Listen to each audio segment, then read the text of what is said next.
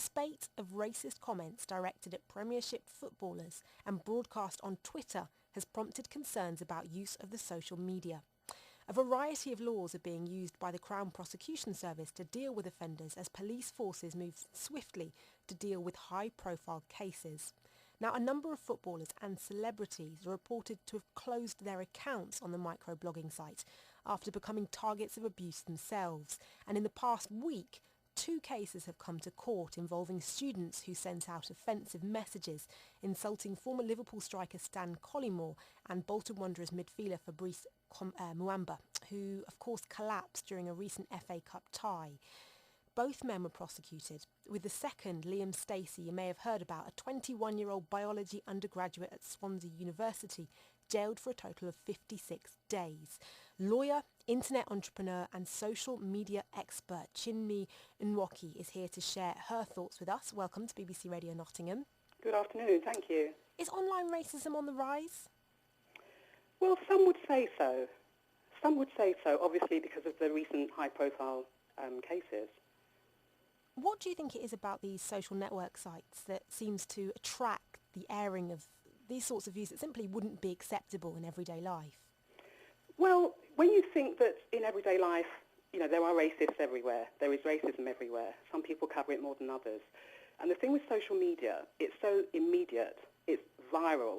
So people who don't think before they tweet or type, they don't realise that what they're saying, which they normally probably say in the privacy of their own homes or on the phone to their friends or in the pub, they don't realise that a vast amount of people are now going to have access to it.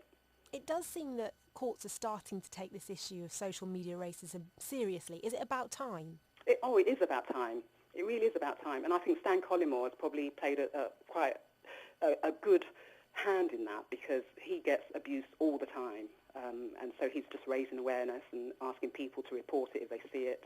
So, he's actually doing something about it.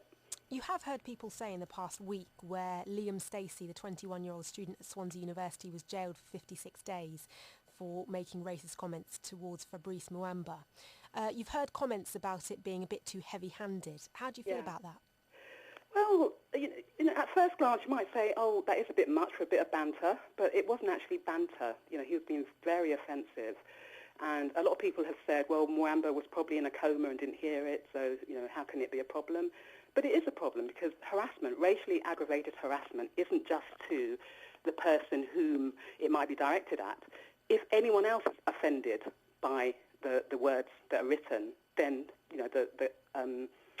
the actual offence has been committed.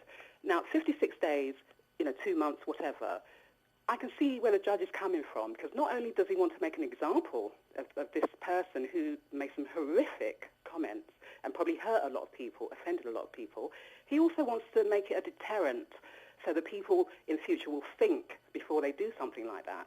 Do you think the likes of Twitter and Facebook could do more to solve and help this problem? It would be nice if they could, but, speaking realistically, there's not really much they can do because when you actually sign up for them, they do have terms and conditions which prohibit the use of offensive language, racism, sexism, homophobia. So you actually sign up to that.